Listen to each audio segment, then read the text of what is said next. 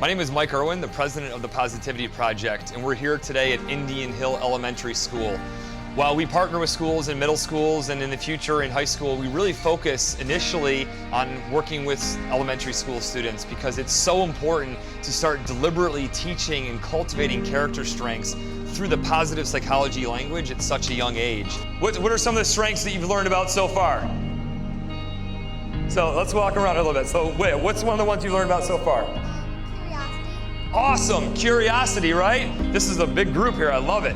And so what I will leave you with here today when talking about the Positivity Project is the importance of gratitude in our lives.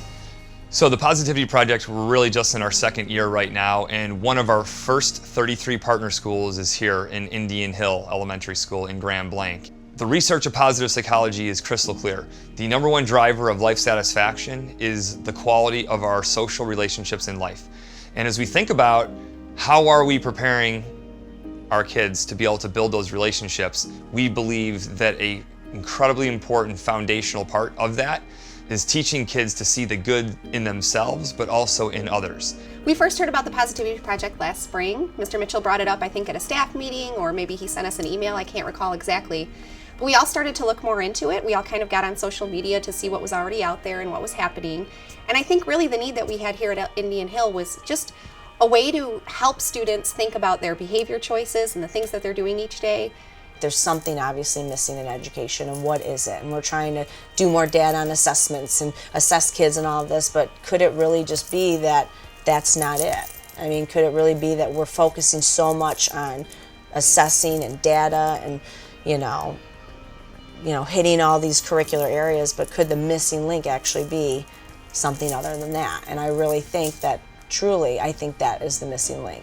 I think just the reason of the movement is to try to teach character as much as we would math and reading and writing. And if we direct our instruction towards teaching character, then it will just, everything else will kind of fit in together. And so that's kind of the struggle that I think most teachers are doing, is how can they add that extra layer of character. But we're trying to work together as we can incorporate this in our reading activities and our writing, and we can write about how we're showing our character strengths too. I think that the teachers are realizing that this is more powerful than just, sitting down and teaching a lesson every day. Like, the kids are really relating to this, and I think the kids are responding to it, which when you're a teacher and the kids don't respond to something you're teaching, you're like, oh man, that was terrible, I'm gonna have to try something different. But when the kids are like picking up on it, you're like, wow, this is really rolling, I want to keep going with this. And so I think because of the way the students are responding to it, it's kind of pushing the teachers to go like, well, what else could I do? What else could I do that the kids are excited about and want to learn more about it? And being able to have a kid relate to one, or maybe they're not strong at this, but there's 23 other ones that they can be strong at. I think it helps them to find a purpose at school and something that they can connect to. And I had the kids sit in a circle, and it was the first time they had done it.